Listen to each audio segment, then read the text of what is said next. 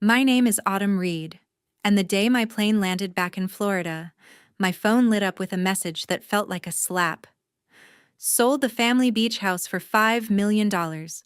Thanks for being abroad. It was from my little sister. That house wasn't just property. It was my grandmother's legacy, the one place I'd promised to protect while I was halfway across the world working as a doctor. I didn't even wait for my suitcase.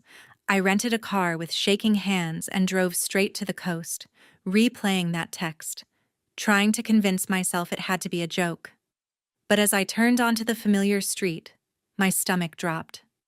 Our quiet stretch of sand looked like a construction zone. Trucks jammed the driveway. A crew was ripping up the old deck like it was nothing more than scrap wood. I slammed the car door and marched up the path. "Hey, what are you doing to my house?" I shouted. A man in a hard hat barely glanced up as he shouted orders at his workers. To them, I was just some random woman yelling over a job they'd already been paid for. Someone in a crisp blazer walked toward me with a clipboard and a polite, practiced smile, the kind of smile people wear when they think the paperwork is on their side. In that second, I knew this wasn't a prank. Somewhere, on some stack of documents, my sister had used my name to erase me. When family mixes love with greed, the horror story doesn't start with a ghost. It starts with a text. Keep listening, because those official papers are exactly why the sheriff later told my sister, "Ma'am, you're under arrest for fraud." The woman in the blazer stopped a few feet away from me, eyeing me like a problem she hadn't planned on. "Can I help you?" she asked, voice smooth but guarded. I lifted my chin. "Yes. You can stop tearing apart my grandmother's house. This property belongs to my family." She blinked once, then glanced toward the construction crew, as if weighing how much of her time I was worth. "This property was purchased 6 weeks ago. We have a recorded deed and a full sales contract." "Who exactly are you?" "I'm the owner," I shot back. "My name is Autumn Reed." Something in her expression shifted. She tucked the clipboard against her chest. "That's interesting." Without explaining, she motioned me toward the porch, away from the noise. "Look, I don't want a scene. My husband and I wired $5 million for this place. We were told the sale was urgent, that the other heir had already signed everything from overseas." My stomach flipped. "What other heir?" "Your sister," she said carefully. "She said you'd agreed, that you were too busy on humanitarian missions to deal with the paperwork." My throat went dry. It was one thing to get that text. It was another to hear a stranger recite my life back to me like a sales pitch Samantha had rehearsed. The woman unlocked a leather folder and opened it just enough for me to see the top page. My full legal name stared back at me in bold print, Autumn Elizabeth Reed, above a line labeled Seller. And beneath it, in clean, confident ink, was my signature. Only I had never signed it. I felt my pulse in my ears. If my fake signature had made it onto a deed, that meant county records, banks, lawyers. Everyone believed I'd willingly sold my grandmother's legacy. And if that was true, then my sister's little text wasn't just a betrayal, it was a crime. I looked up at the woman and forced myself to speak calmly. "If that's really my signature," I said, "then someone is in a lot of trouble. And I think you and I are both about to find out exactly who." I left the beach house before I did something stupid in front of the workers. My hands were still shaking as I drove to the county courthouse. The leather folder's image burned into my brain. If my name and signature were really on those documents, I needed proof, official proof, before I confronted anyone. Inside the records office, fluorescent lights hummed overhead while a clerk typed my information into her computer. "You're looking for the deed transfer on the Reed Beach property?" she confirmed. I nodded. "Anything related to its sale in the last year, and I need copies." She printed out a thin stack of papers and slid them across the counter as if they were nothing, but to me, they felt like evidence in a murder trial. The murder of my trust. I stepped aside and flipped through the pages. There it was. Purchase and sale agreement. Seller: Autumn Elizabeth Reed. Buyer: Washington Family Holdings, LLC. My chest tightened as my eyes dropped to the bottom. The signature line carried my name in fluid, practiced strokes, identical to the way I'd signed medical licenses and passport forms 100 times before. It looked like me, down to the slight curve in the A, but I had never seen this contract in my life. "This is a forgery," I whispered. The clerk looked up. "Ma'am?" I swallowed hard. "This signature, it's not mine." "The documents were notarized," she replied, her tone turning more cautious. "There's also a witness and a notary seal. If you believe there's fraud, you may want to speak with law enforcement or an attorney." I kept reading, following the line of legal jargon until something else snagged my attention. Witness: Liam Carter. My vision blurred for a second. Liam Carter. The name I used to write next to mine with little hearts in the margins when we were engaged. The man who'd held my hand and promised to build a future with me. The man who said he supported my decision to work abroad, even if it meant distance. I traced his signature with my fingertip. He hadn't just watched my sister steal from me, he'd signed his name beneath it to make it official. I snapped photos of every page, my movements precise now, almost surgical. This wasn't just a family argument anymore. This was conspiracy, forgery, fraud, words that came with prison sentences. As I walked out of the courthouse into the heavy coastal air, one thought cut through the chaos in my head. My sister hadn't done this alone. And the next time I saw her, I'd be bringing the truth with me. I didn't want to go straight back to the beach house and explode. I needed witnesses, people who knew us, who could see Samantha for who she really was when the mask slipped. So I texted my oldest friend, Emily. "I'm back. It's about the beach house. I need you." She replied almost instantly, "Come over, now." Emily opened the door before I even knocked. "You look like you haven't slept in days," she said, pulling me into a quick hug. "What's going on?" I spread the courthouse copies across her dining table. "Samantha sold the beach house, without me. These are the papers. That's my signature. Except it isn't." Emily leaned over the pages, her brows knitting together. "You're sure you never signed any remote power of attorney forms? Nothing for her to act on your behalf?" "I'm a doctor, not an idiot," I snapped, then immediately softened. "Sorry, I would never sign away that house." Before Emily could answer, the front door swung open. Samantha stepped inside like she owned the place, sunglasses perched on her head, phone in hand.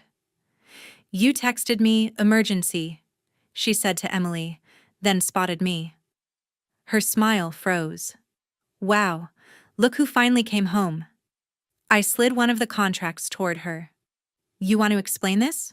For a split second, pure panic flickered in her eyes. Then she rolled them and let out a laugh. "Oh my God, is that all? I thought someone had died." "Autumn, you're being dramatic. We sold the house. It was sitting there, falling apart. And you're never even here." "We?" I repeated. "You mean, you sold it? Using my name?" "You signed digital forms," she insisted. "Remember those documents I emailed you months ago? You told me to handle it." "Those were tax documents," I said coldly. "Not a $5 million sale." Samantha's tone sharpened. "I did what was best for us. We're drowning in student loans, medical bills, repairs." "Don't you dare pretend this was for me," I cut in. "Where's the money, Sam?" She crossed her arms. "Invested, managed. It's complicated. You wouldn't understand." Emily cleared her throat, pointing at the bottom of the page. "If this was all so legitimate, why is there a notarized signature from someone who clearly wasn't there?" Samantha's gaze darted down. I followed her eyes to the witness line, Liam Carter. Emily frowned. Who is Liam? My throat tightened. The room felt smaller, the walls closer. He's my ex, I said, each word slow and sharp. The man who once promised to marry me, and apparently, the man who watched my sister sign my name on a contract I never saw. The color drained from Emily's face. Samantha looked between us, her confidence slipping. I gathered the papers into a folder, my decision solidifying with every breath. You didn't just cross a line, Sam. You broke the law. And if you think I'm going to let this slide because we share DNA, you have no idea who you just picked a fight with. 2 days later, we met at the beach house. Samantha's idea. Let's talk where it all started, she'd texted, like this was some sentimental sisterly disagreement instead of a felony.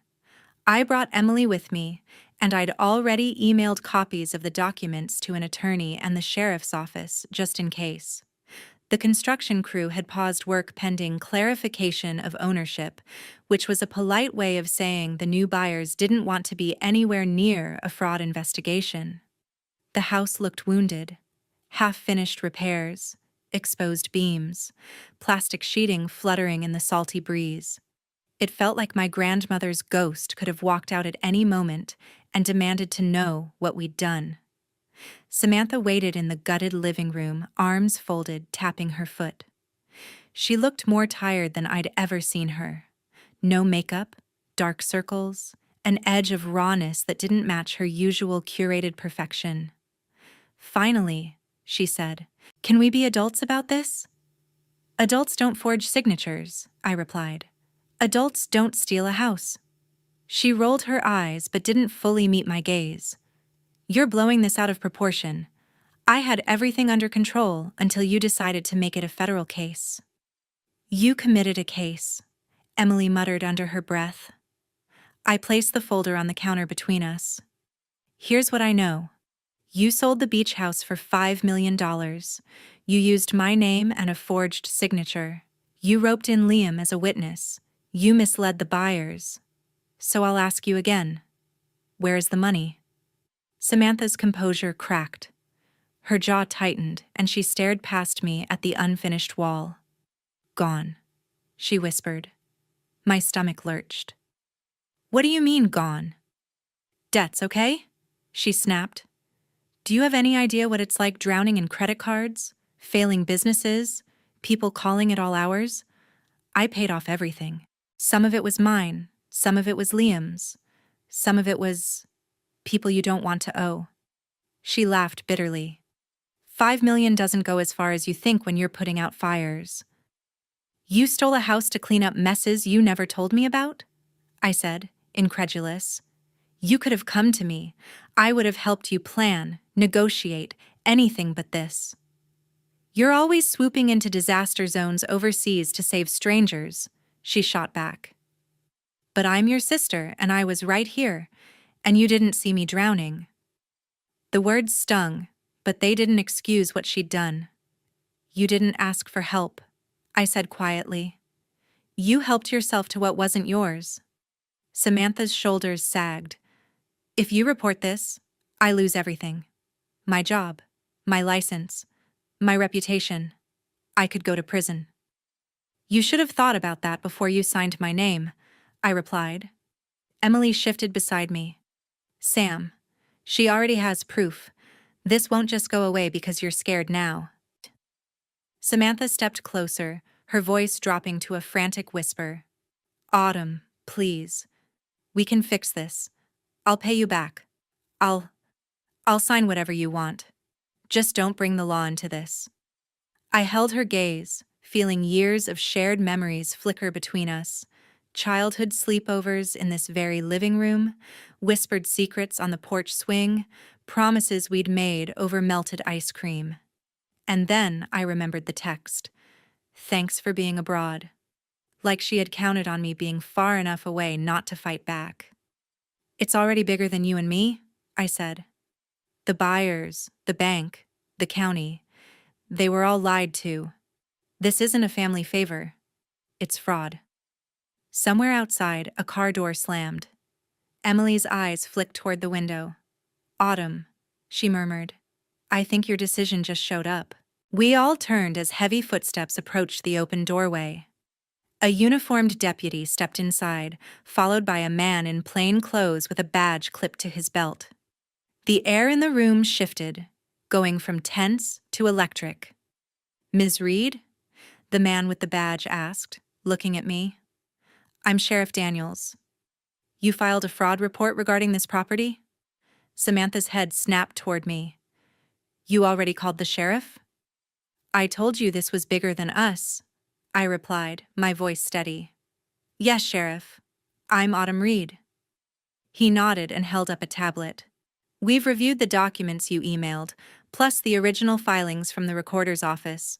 We also spoke with the buyers, the notary, and Mr. Liam Carter." At the mention of Liam's name, Samantha flinched. "And?" she demanded. Sheriff Daniels turned his attention to her. "You must be Ms. Samantha Johnson." She tried to square her shoulders. "I am. This is all just a big misunderstanding. Families handle things informally all the time."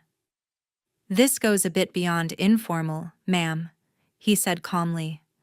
"We have a notarized deed and sales contract signed under your sister's name. The notary states she never met Dr. Reed in person and relied solely on identification and assurances provided by you. Mr. Carter has admitted you told him your sister had authorized the sale, but he never actually saw her sign." Color drained from Samantha's face. "He said that?" "He did," the sheriff replied. "And financial records show that the majority of the $5 million was wired into an account controlled exclusively by you, then rapidly dispersed to various creditors and casinos. That pattern is consistent with fraud and money laundering, not a legitimate family arrangement."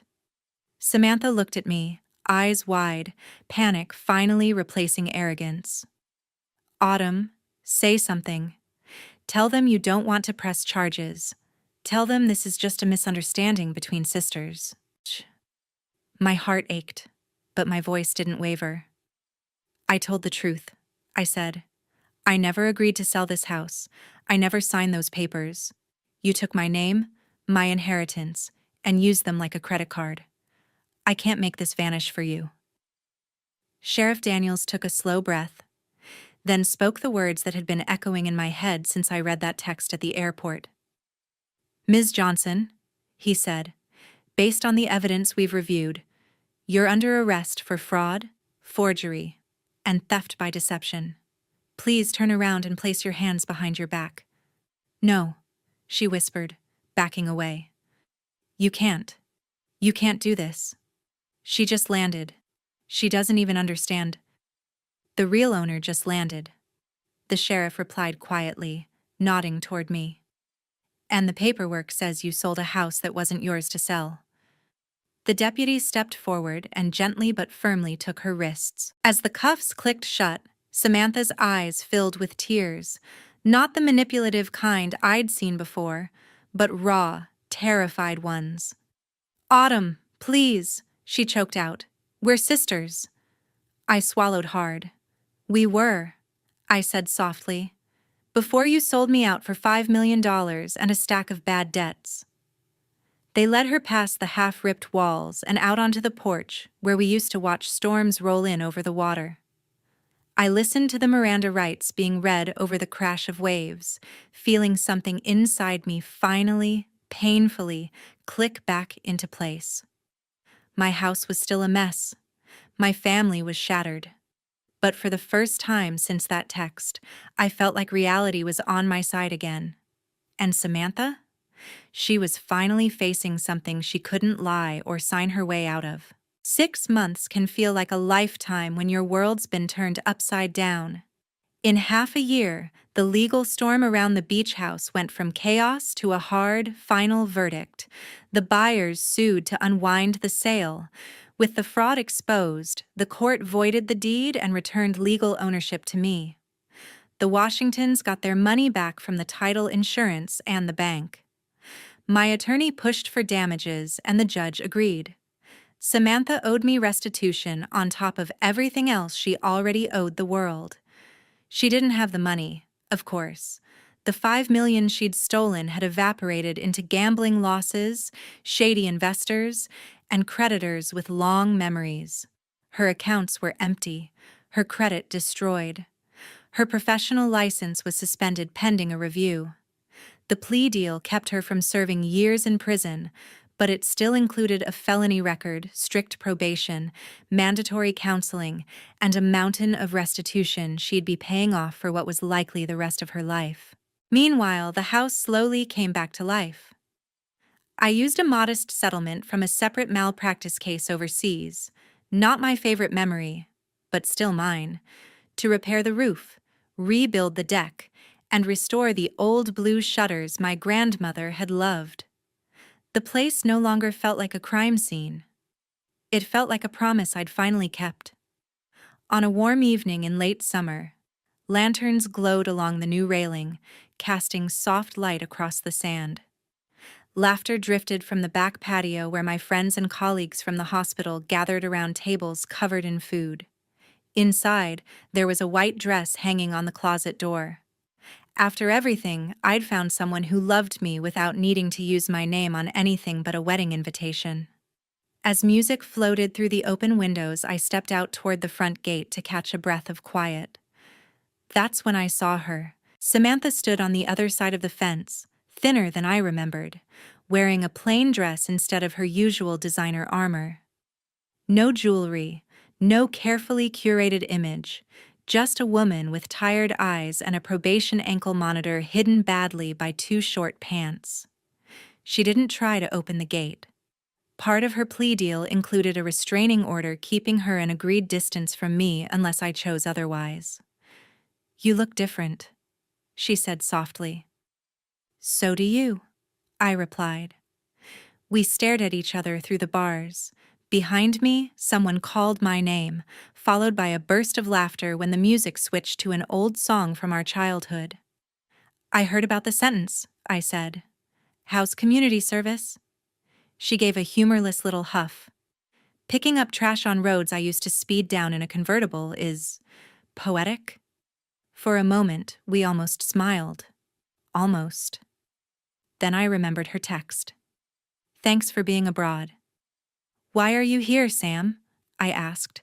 "To remind me you still exist." "The courts already did that." She swallowed. "I wanted to see the house. One last time, before they transfer me to another program. And I wanted to say, I'm sorry." The words hung between us, fragile and late. "Sorry doesn't give me back the months I spent trying to untangle the mess you made," I said quietly. "It doesn't erase the fact that, when you had a choice between asking for help and forging my name, you picked the one that paid faster." Her eyes shone. "I know. I think about it every day. I see your signature in my dreams. I hear the sheriff's voice. 'Ma'am, you're under arrest for fraud.' I replay that text and wish I could unsend it." I looked past her, out at the dark water beyond the dunes. "You didn't just steal money," I said. "You stole our grandmother's trust. You stole years of peace. You turned the place we loved into evidence." "And now?" she asked, voice barely audible. "What is it now?" I glanced back at the glowing windows, the silhouettes of people who'd chosen to stand beside me, not above me or on my back. "Now it's mine," I said simply. "Legally, emotionally, completely. You made sure of that when you tried to cut me out." She nodded slowly, accepting a verdict that had nothing to do with court. "Do you hate me?" The question was small, almost childlike. I thought about it longer than she probably wanted me to. "No," I answered finally. "Hating you would mean you still get to live in my head rent-free. I'm done letting you own anything of mine." Her shoulders trembled. She wiped at her eyes. "Can I ever come in again? Someday?" I looked at the gate between us, at the house behind me, at the ghosts of who we used to be. "That depends on who you decide to be when all this is over," I said. "Right now, the answer is no." A single tear rolled down her cheek. She didn't argue, didn't beg. She just nodded, taking the refusal like it was another part of her sentence. As she turned to leave, the porch lights flared brighter behind me, spilling warmth across the sand inside the fence, but not quite reaching her. I watched my sister's shadow stretch and thin as she walked away from the house she'd tried to sell out from under me, hands empty, future uncertain. Then I closed the gate, turned back toward the laughter and light, and stepped fully into the life she'd once tried to rewrite with a forged signature and a careless text. In the end, her punishment wasn't just the record, the debts, or the years of rebuilding. It was standing on the outside of the one place she thought she could steal, and realizing it would never truly belong to her again.